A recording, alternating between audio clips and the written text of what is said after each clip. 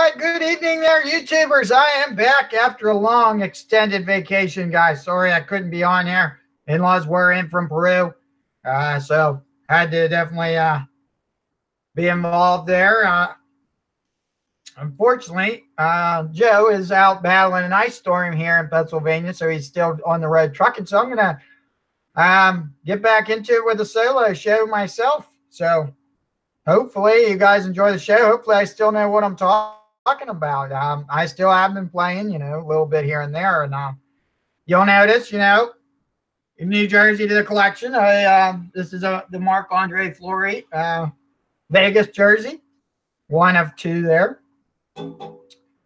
So I got this one, and I got a Mark Scheifele jersey that I'll be airing on the show when I can as well. So hopefully I'm going to go to the screen share, and we're going to talk about tomorrow's slate.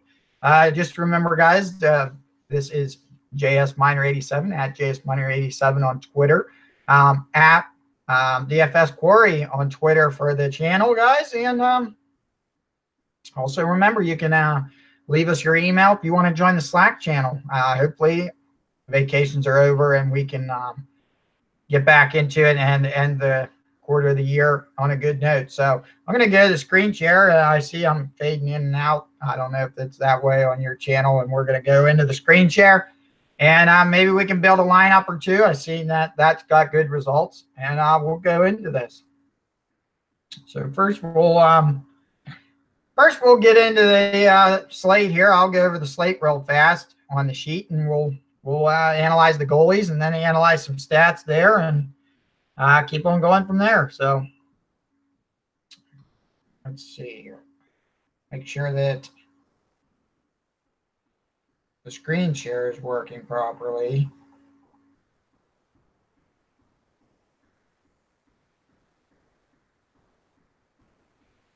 All right. Let me see here. The screen share working here.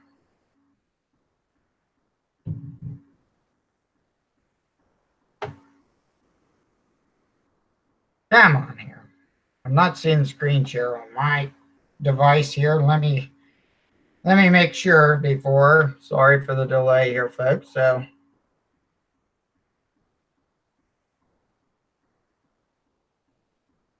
why is not the screen share working here? Let me stop here.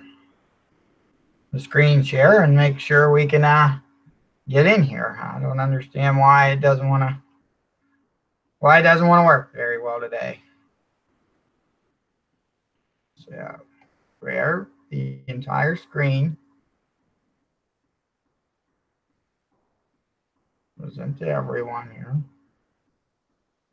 Let's see if that does the trick here.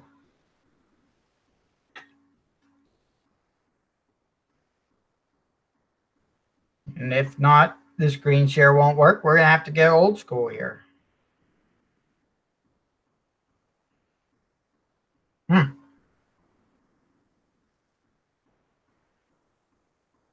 Not understanding why I won't screen share here, but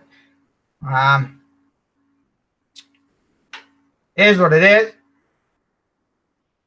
The screen share is not working. We'll just discuss this slate, guys. First game on the slate, we got the Tampa Bay Lightning traveling to the Columbus area to take on the Columbus Blue Jackets. Tampa Bay is a 123 favorite with an over-under of 6.5, guys, here. Projected goalies, when we look across here, we have Andrei Vasilevsky projected to start against Sergei Bobrovsky. That's 7 months ago, according to Left Wing Lock. I'm not sure if that's what it's going to be, so we'll keep an eye out on that. Let me make sure. Let me get some stats loaded up here. So Tampa Bay here, looking here, let's see. Last 10 games for Tampa Bay, they are 7-1-2. Last 10 for Columbus, they are 5-5 here. So as I analyze this, that's some of the things I'm looking for. Not a lot of shots being taken by the Tampa Bay side. Tampa Bay's been kind of middle of the road here, looking like the past 10 games. And Columbus is, they went on that losing streak. So let's see if we can get any power play luck or see where we can go here. So looking at Tampa Bay here, power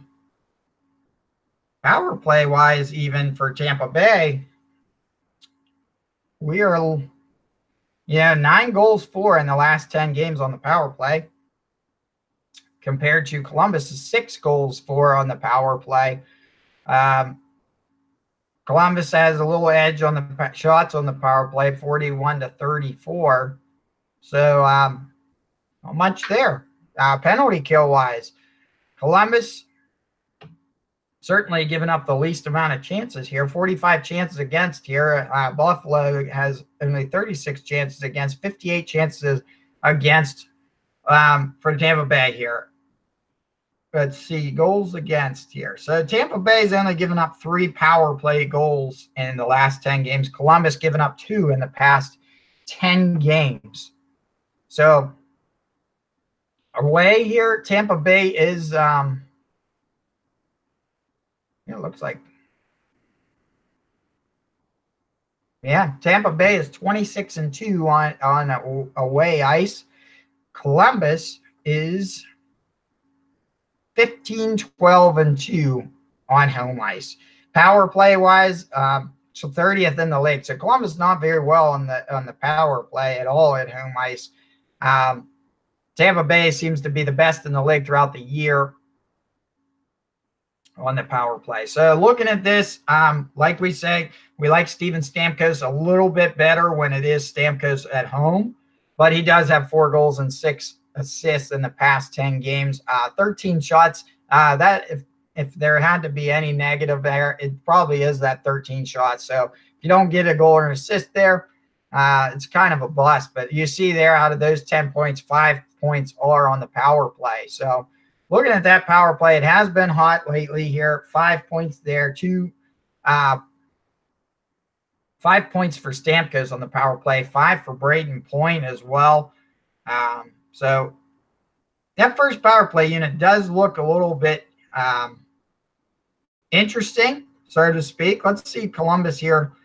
They are 8th in penalty kill at home ice. So if I'm looking here, I'm probably going to steer clear a little bit of the power play and maybe do a line pairing here. We saw Yanni Gourde at 4,300. He got on the board there last game, 3 goals and assist in the past 5 games at 4,300, paired up with Braden Point and Kucherov. Braden Point and Kucherov is probably where I would head if I'm looking at this from the Lightning side of things.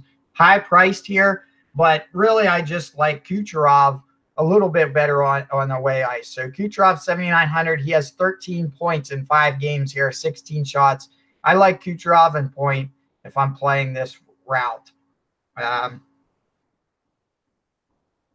Let's keep going down, see if I can't find anything else for you guys here. Hedman at 6,000 is a little bit too much for me. I think I'm going to actually steer clear of the defenseman on the Lightning side. And it does look interesting to think that there is a play here in Vasilevsky, 8,100. He's 4-0 in the past 5 starts with a 1.75. I do got interest in Vasilevsky. Let's come over to this Columbus side here. I know I had Luc Dubois in last game there for some point action as well to get me points at 5,500. But it really is this first line for Columbus. I don't see many other plays. But let's go there. Artemi Panarin, Pierre-Luc Dubois, and Cam Atkinson is that first line, guys. Expensive, yes. But is it worth the risk? I would argue yes. It's a 5-game slate, so you got to take a chance somewhere here. It's not like we're talking 10, 11 games. So that could be, if you want a one-off here for Nick Foligno as a center, a one-off, 4,200, but he's got a goal and 17 shots and 3 blocks here. that's a nice floor here. 5 games, 3 shots a game on average. That's a 1.5 in shots alone. Maybe you see Duclair and Anderson help get them on the board as well. But really, it's the first line for me in that one off. Now, defensively here, everyone likes to go with the Seth Jones, Zach Werenski there.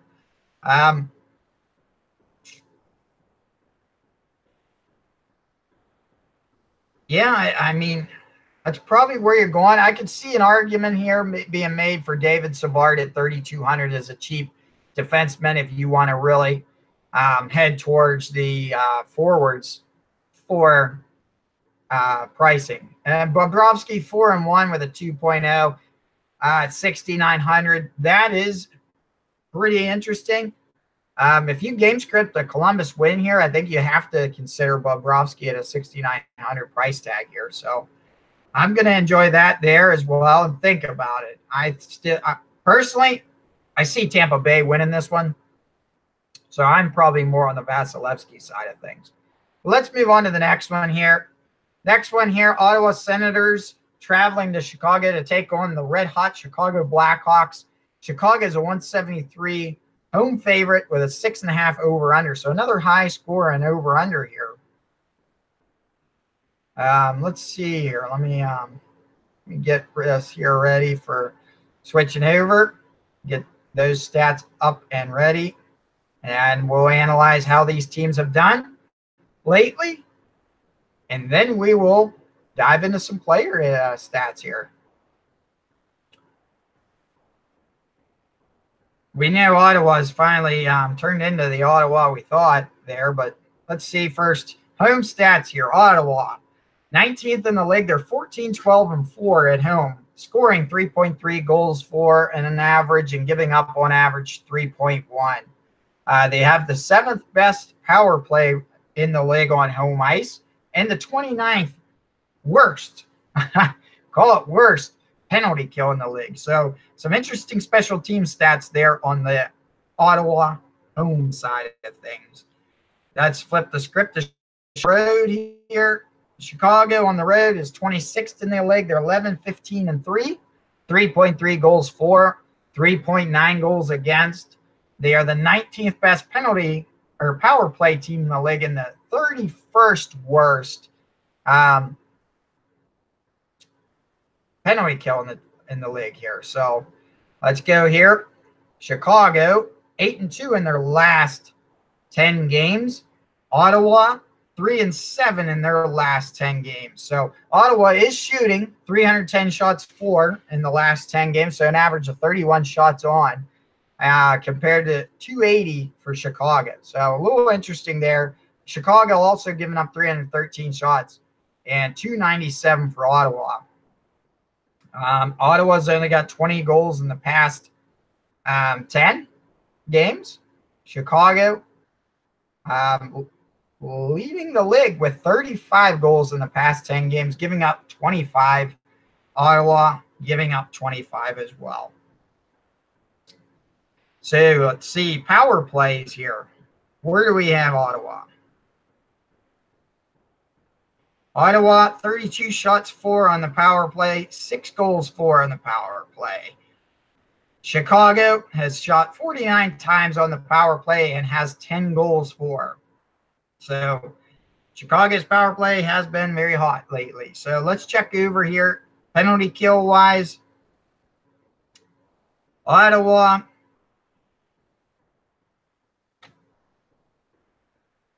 only 2 power play goals given up in the past 10 games. Chicago has given up 8 power play goals. So a little bit different there. For anyone in the chat there, I apologize that the video feed's going in and out. I don't understand what it is. This time it's not even my internet feed. Maybe it's the just the bandwidth coming across the neighborings or whatever.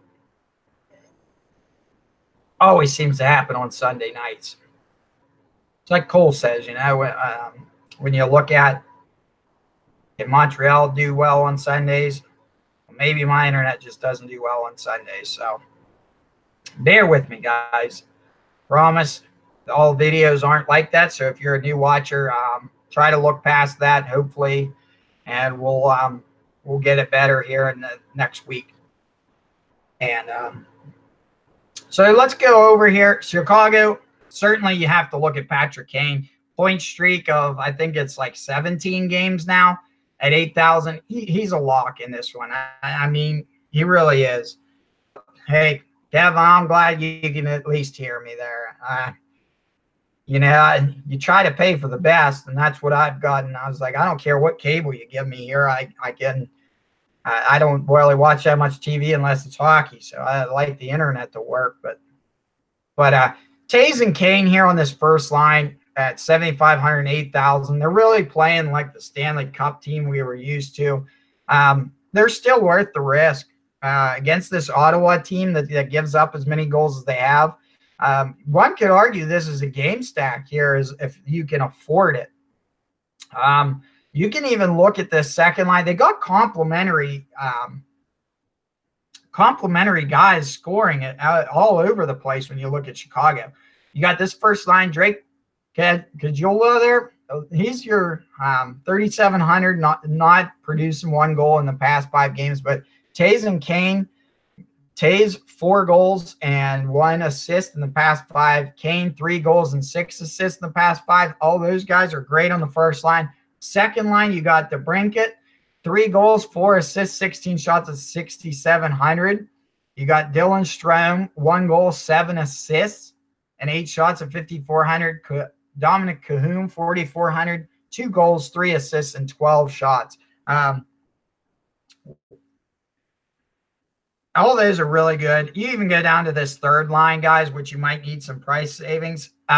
Brandon Saad still got 2 goals and assists in the past 5. He's probably slowed down a little bit from his prior 5 before that, but still an all right chance there. 3,200 is Artem Anisimov, 1 goal, 2 assists, 9 shots.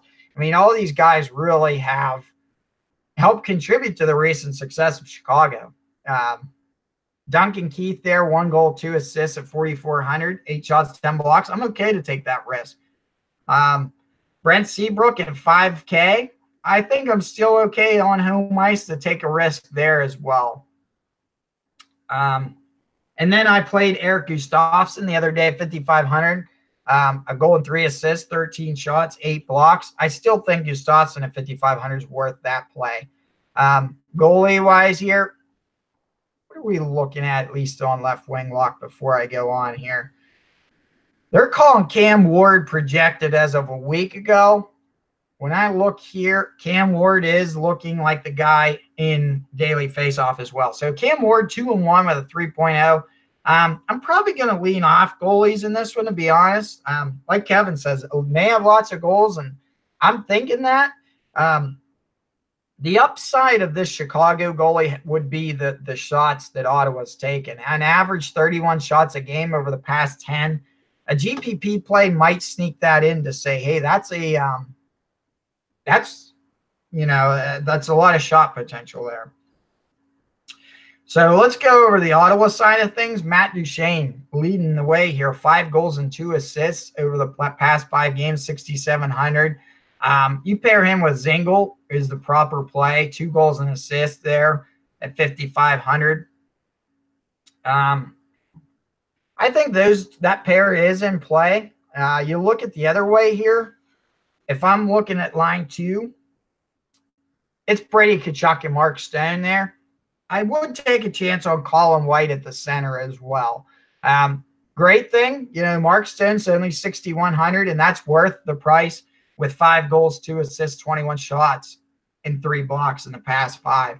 So Tkachuk, Colin White, and Mark Stone is a very nice play as well if you wanted to three play that.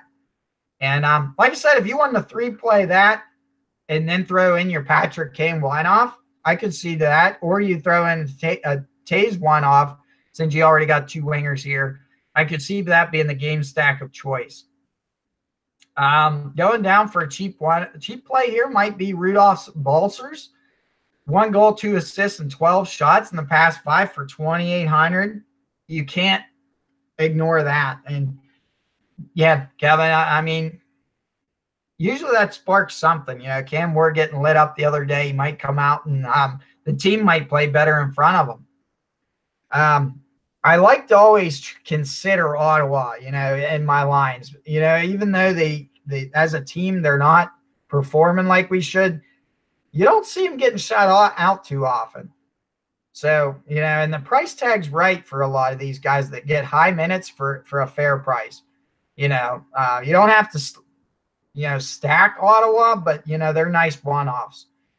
Thomas Chabot there, 5,700. He's still your defenseman there. I mean, in shots alone, he's got a 1.5 floor at 5,700. I still think he's in play, considering a Cam Ward in net. And really, that's Dylan DeMello, maybe 3,300 for 7 shots, 8 blocks, maybe.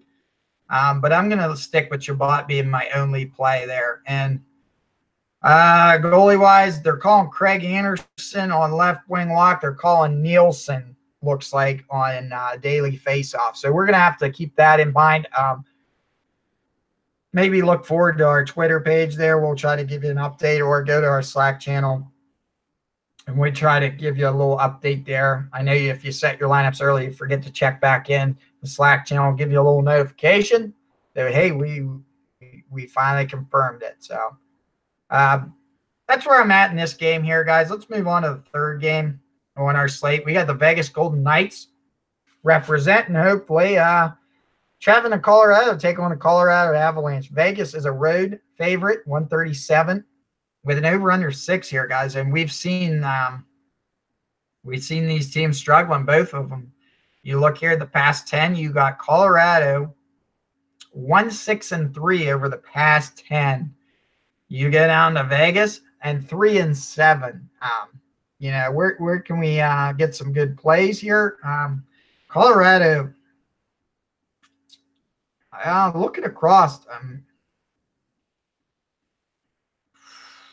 Oh my. I'm trying to give you guys a good play somewhere. Vegas they do got a lot of high danger chances going for them. Let's see what Colorado. But the Colorado correlates, and they're not giving up that many high danger chances here in our little stat sheet. Right? No, 86 high danger chances against. So yeah, I mean, you're right, Kevin. I think both of these teams are, you know, fighting for a win. Even strength-wise, though, guys, let's see. Colorado has 18 even strength goals over the past 10 games. Vegas has 19 even strength goals over the past 10 games. 30 goals against for Colorado and 28 against for Vegas. So these teams have been rough. They were saying the other day that Fleury's just playing way too much hockey lately, and they need to give him a break. Let's look at the power play here. Vegas has 4 power play goals in the past 10. Colorado 1 power play goal in the last 10 games. So that there tells us anything, guys, is stay away from Colorado power play here. I just don't see tomorrow's game being the one. Penalty kill here, guys. Let's see here. Looks like Colorado's given up 9 goals on the power play, while Vegas has given up 6 in the past 10 games. So a little bit of penalty kill, perhaps. You know, is there a chance there? Colorado being on home ice, I don't know. Let's go see anyway on the Colorado and the Vegas from the daily face-off site here. See if we can't see any little maybe cheap plays. Because I think this might be where I look for a supplement play rather than a main play. You know, you look at that Ottawa-Chicago game, even that Lightning Blue Jacket play. The Capitals are going to be high-owned when we go and discuss them. And then even maybe, well, the Bruins Sharks could be a low-scoring affair. So let's go and talk about this, guys. McKinnon, we've seen his price come from 8K. It's down to 7,300, guys. 6,300 for Rantanen and 6,900 for Landeskog. The cheapest it's really been all year. 1 goal, 1 assist, and 20 shots for Landeskog. 1 goal, 1 assist for 22 shots for McKinnon. I mean, those two guys might be a one-off play if you got the cash to spare and you're going to like look for those second line main guys. But I'm not pairing those guys. But like I said, you know, if I'm running, let's say I decide I want to run a second line Chicago for a little bit of price savings, and I'm going to back that up with a little bit of a second line Ottawa there, I'm probably going to have enough left in the bank to one-off a 6,900 Landeskog for the shots. Because, I mean, two points and shots alone, maybe get a goal, and you got a 5-point night out of 6,900. You're all right with that. Yeah, Kevin, looks like 1 goal and 2 assists and 16 shots and 4 blocks for Carl Soderberg on that third line. Maybe pair him with Matthew Nieto, who has 3 assists in the past 5 games at 2,500. So, yeah, I mean, the third line of Colorado might be an in play here against especially on home ice. Defensively here, I do have interest in Eric Johnson here. Goal and 2 assists, 13 shots, 7 blocks.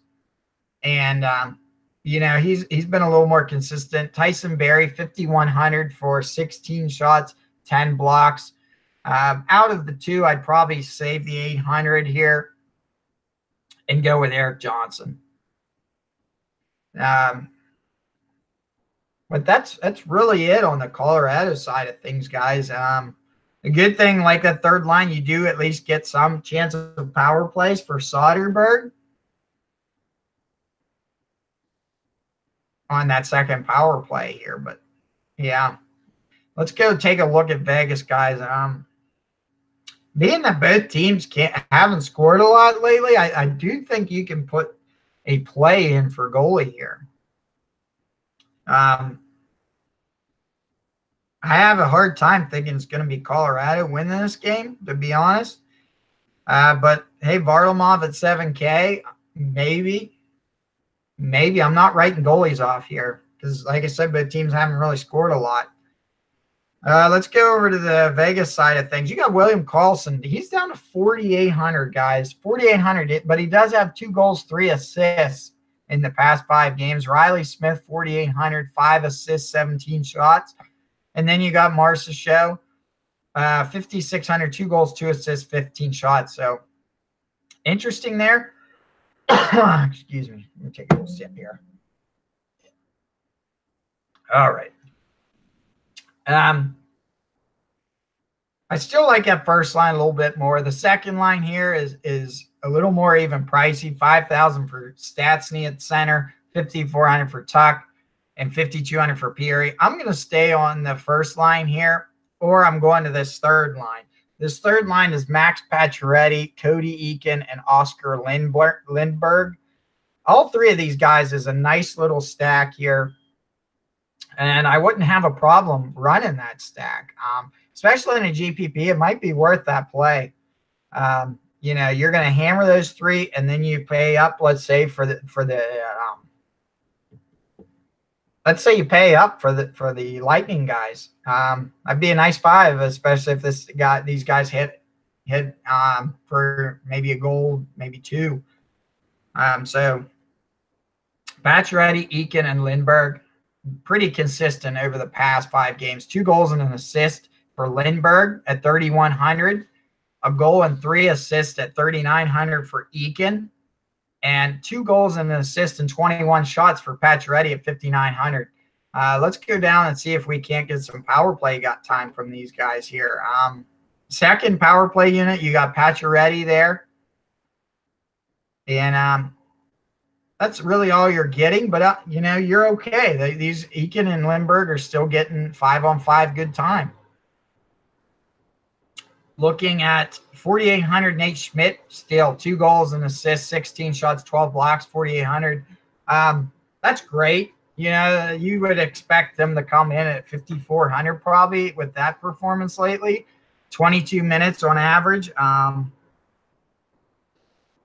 Yeah, Kevin, when it comes to me and this team, I swear I played William Karlsson 6 times in a row saying, no assist, he's getting a goal this time. And I'm 0 for 6 and him getting a goal that time. So it's really been frustrating for me and William Karlsson. I have gotten Riley Smith right a time or two, and I've gotten Marcia's show right a time or two.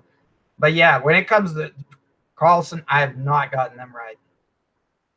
Let's go on this 4th game. We got Boston Bruins heading all the way there to San Jose to take on the San Jose Sharks. San Jose is a 155 home favorite with an over-under of 6.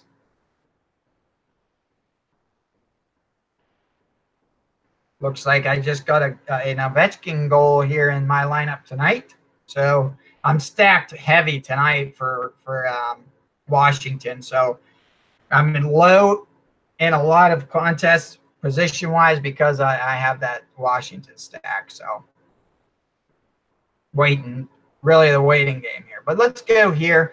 On the road, Boston here, they're 14th in the league, 13, 10, and 5. Only scoring 2.4 goals a game, 2.6 goals against, which is a nice thing there, the 2.6.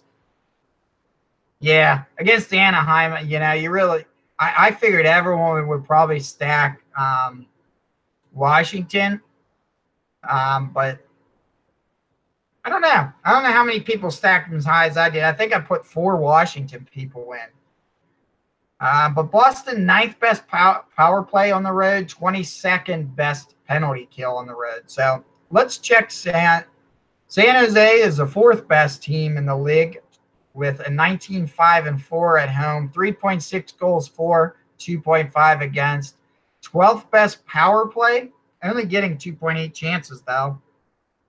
And they're the best penalty kill team in the league.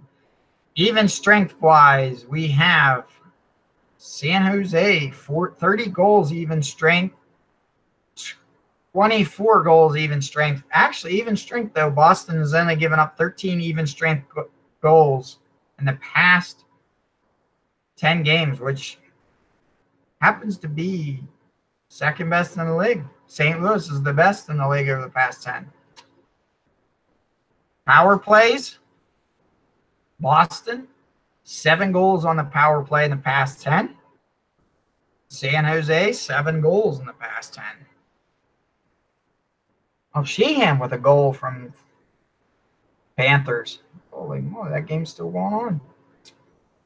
Let's see here now. Let's see, shots for. Boston has 44 shots for on power play. San Jose, 62 shots on their power play. That's an interesting number. Boston here on their penalty kill, they've given up 7 power play goals in the past 10 games, while San Jose has given up 9 power play goals. San Jose has given up 61 shots on the penalty kill, while Boston has given up 57. So I do see special teams interest here, guys. I really do see some special teams. We might want to look at making sure, maybe you don't need to stack. You can pair a first liner with a second liner as long as both those guys have some power play correlation. It might be the way that I'm going.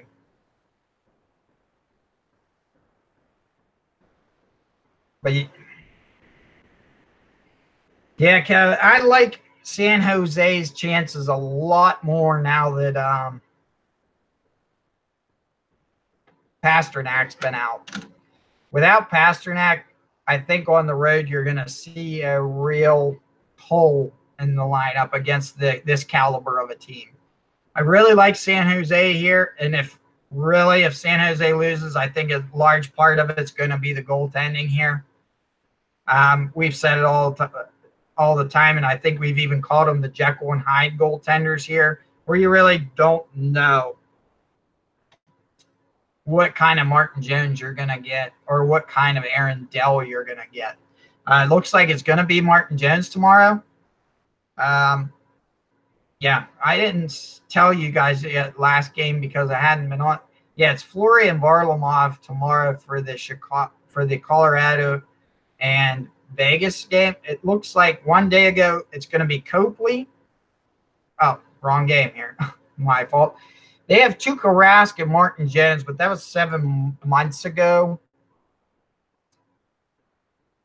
So once again, keep an eye out, guys.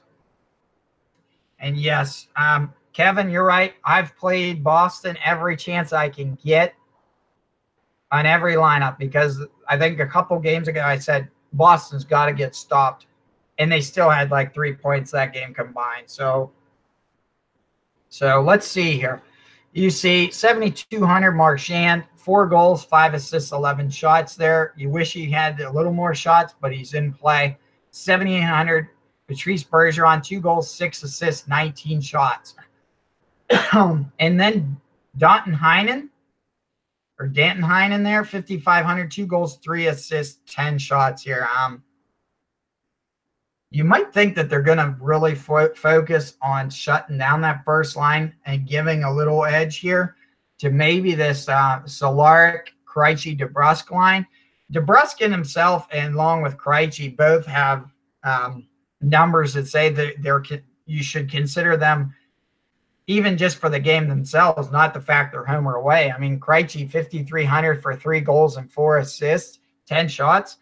He's in play, guys, along with DeBrusk, 3 goals, 3 assists, 11 shots. So that second line might be where I head to a little bit.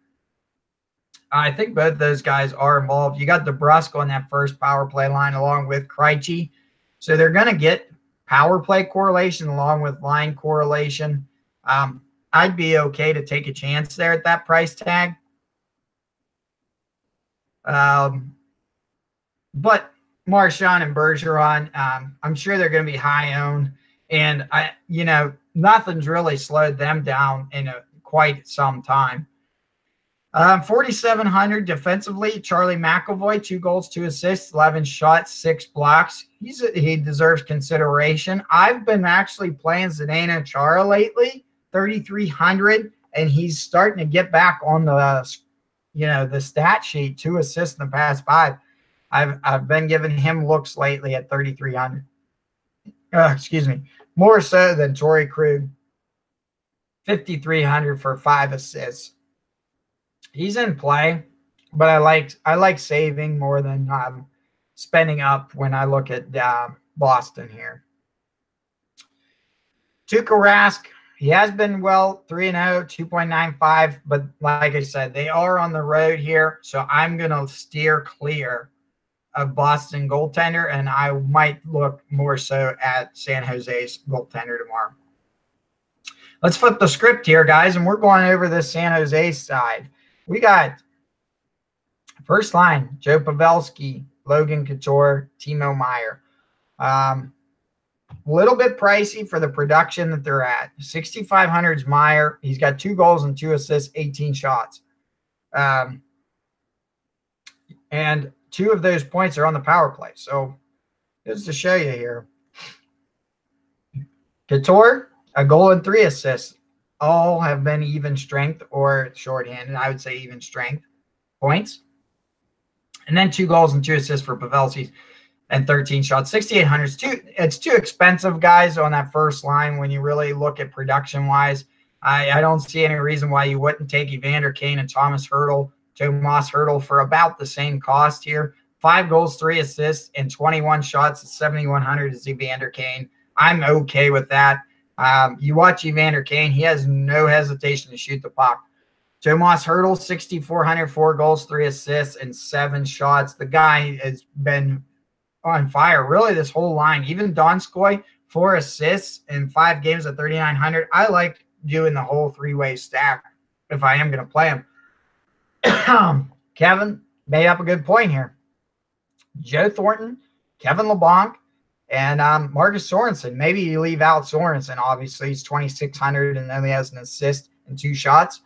But Joe Thornton and Kevin LeBlanc, 5 goals for LeBlanc, 5 assists for Thornton for third line action. I'm not sure I'm going that way. I think I'm going to lean more towards the first or second line of San Jose. But I don't see a lot of goal scoring here. I could see this being a 3-1, 3-2 type game here. But, you look at this and you really, LeBlanc, like I said, on that first power play unit, he deserves a look. Thornton does head up the second power play unit at center here, but I'm more towards taking a chance like a LeBlanc, Kane, and I guess it'd be Hurdle. So that three there would be a good stack the way I look at it. LeBlanc, Hurdle, Kane, a good 3-way pairing. But obviously that means you're going to ignore the defense here. And I think you can from an Erik Karlsson standpoint. He just came back, I know, 6,500, 1 assist in the past 5. I don't know. 7,200 Brent Burns for a goal and 5 assists, 22 shots, 10 blocks. I think he's getting a little bit out of hand in price. You can consider him because he does have production like a forward. But just know you're going to have to pick savings somewhere. So if you're running Brent Burns, maybe you consider your forwards being Joe Thornton and Kevin LeBlanc. Each are going to see power play time, and you're not going to break the bank, obviously. I can see you also doing a Brent Burns and Evander Kane lineup, and then you just do 2 guys from San Jose. But, yep, Karlsson being back certainly, I think, going to have an impact on the shots that Brent Burns might have. Let's get into this last game, guys, where I do see ownership. One-sided, probably. You have the Washington Capitals traveling there to take on the – well, I guess they're not traveling. They're in Anaheim, so they're traveling down the state there to Los Angeles Kings. Washington, 135, road favorite with an over-under of 6. Certainly, you look at the Kings here. They're 12, 14, and 2 at home ice. 30th. Yeah, there's not much to like about the Kings. Fortunately, though, Kings here, they're 4, 4, and 2 the past 10. They have scored 25 even strength goals in the past 10 games. 30 goals against even strength, which is a bad number here. Washington, 30 goals against. So I think we're going to actually see where they're – Phoenix Copley being in net looks like for Washington. I do like a little bit of the Kings. So let's take a look here at what we can do. And this is the final game on a 5-game slate. Keep in mind there is a game at 4 o'clock. If you want to get in that, I think it's going to be the single game. They call it the showdown, I believe they're called. So keep that in mind if you want to join that. It's going to be a showdown there. Yeah, a little bit different scoring system, but gives you a reason to keep in tune to the 4 o'clock game, though. Hey, we all like a reason to watch some more hockey, don't we? So let's go on. Penalty kill-wise, we see Washington here has given up 5 power play goals. The Kings here giving up 6 power play goals, looks like. Power play-wise, we've seen 6 power play goals for Washington in the past 10, 6 power play goals for the Kings in the past 10. Well, Kevin, I can tell you, I don't get the Kings right. But when I don't play them, it seems I do get them right. I remember when I think last week or so, I was telling Joe in one of his videos where it was Iafallo or Toffoli that it was Kempe. I'm like, well, Kempe got 2 goals that night. Maybe he continues his trend. He got another goal the next game, and I didn't play him. You know, so that was the extent of my Los Angeles. I played him the other day with Kovalchuk. Kovalchuk got a straight 0. But I really just don't like Washington on the road that much, and I don't really like playing Phoenix Copley. So that's why I would consider looking here at this. I mean, you get a first line. The first line is 3,500 for Iafallo. Kopitar's at 5,200. Dustin Brown's at 4,100. I could see these guys scoring 1 goal tomorrow, and that's why I say a secondary line for that price tag. I don't mind taking a chance here. You got 2,700's Brendan Leipzig. He's got 3 assists in the past 5 games, and that's such a cheap price. Tyler Toffoli, 4,600, a goal, 2 assists, and 11 shots.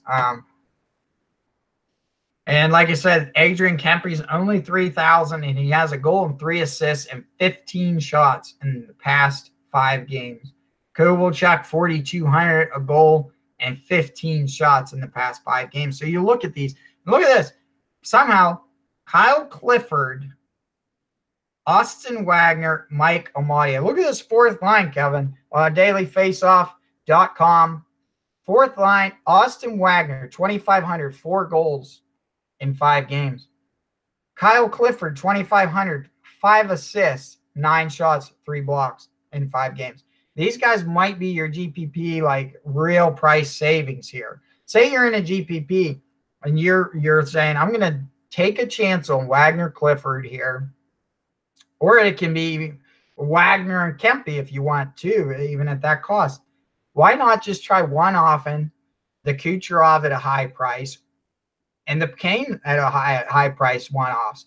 And here's your price savings. GPP plays, that's where you're looking, guys. You want high ceilings when you're looking at GPP. So Kane has been must play pretty much the past 10 games. Hey, Kevin, this is probably why I'm not really a GPP guy. Not a large field GPP. I like playing GPPs in 30 mans, 50 mans. But you get a couple thousand. These are the plays you kind of look for. High.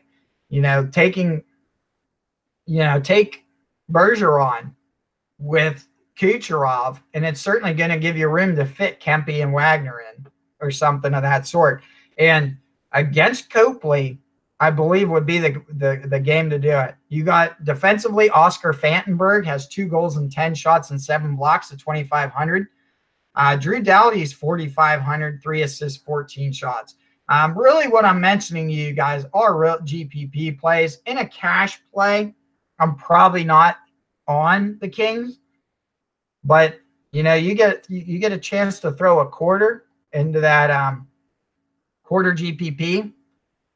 That quarter can turn into $50. And Joe, if you've seen Joe's videos, I don't know if he's ever even said it. Joe the other day, I think played either it was a dollar GPP or a quarter GPP. Won the whole thing, $50. So this is what the stuff you look for here. And it's completely contrarian, and not many people are going to copy that line. I do have interest in Quick a little bit. Real little bit as in 4% chance I play him. So let's flip the script, guys. Washington's been good. They've figured some things out. I don't know why Wilson's back up on that front line, but each his own. Wilson's back on the top line. We got Ovechkin, 8,100, 2 goals and 6 assists. Might as well call it 3 goals now because he scored tonight, 40th goal of the year. Kuznetsov at 7K, 5 goals, 4 assists. Both these guys are in play. Wilson's 5,300. For his production lately, it's a little bit expensive, but for the game tomorrow he could have. I think I'm interested in him. Oshie, 5,700, back with Backstrom. Another good play with Vrana. Like I said, these guys have been better as of late. I don't know if this is the team I want to break the bank on. I'd probably be more interested in running the Sharks if I'm really interested in the main lines rather than a Ovechkin, Kuznetsov, or an Oshie Backstrom. An Oshie Backstrom combination could be, along with Brana, could be a nice secondary play.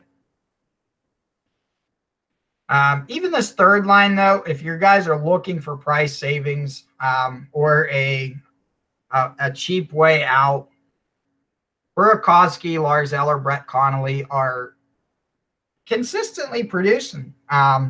I never get them right. I think the one time I played Burakovsky, Connolly scored. The one time I played Connolly, Lars Eller scored. And I just never get them right. So I think you got to play two of the three if you're going to get them, or you stand the same risk I do. Defensively here, John Carlson, 6,300. I think he's too expensive here. 20 blocks is appealing, but at 6,300 is unappealing. I'd rather play Orlov at 2,900, or I'd rather play Niskanen at 3,700. And cost-wise, we know it's Copley tomorrow. He's 2-0, but he has a 3.39. Cash play, yes, I like Copley for a cash play. A GPP play, no. No, GPP play, you might have to play someone like, maybe it's going to be Bobrovsky, and you hope that he holds back the Lightning. Or like an Ottawa. Or even Cam Ward. Those are my GPP goalies, really. Chicago's, Ottawa's, or Columbus's might be your best GPP plays. But that's really what we're looking at, guys. That's a breakdown of the slate. Like I said, I really wish I could have done the screen share, but I'm glad Kevin was understanding at least. He's been the only one to chat, and hey, I appreciate it. Certainly enjoy the fans out there helping me analyze what I can. I'm going to do the game. Why not? Just give me a moment here to look through it. And we've got a winner here for me. In my, like I said, it's the game here is the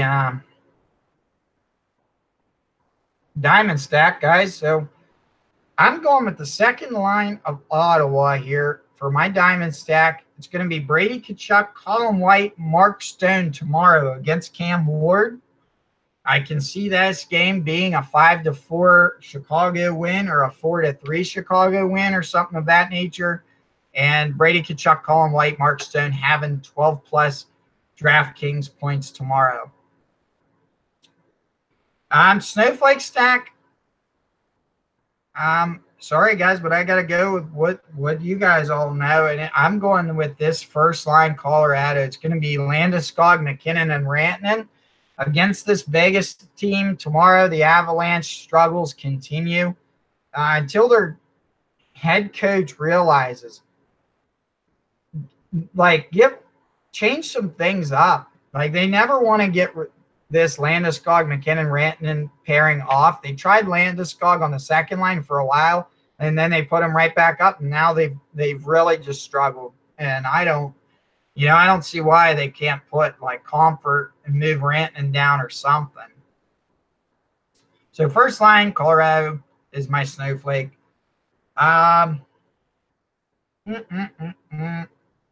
So do we have a Boulder Award winner tomorrow? Yeah, I do.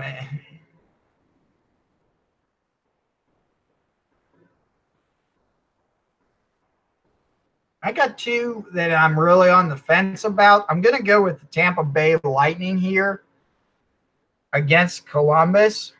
So I'm going to say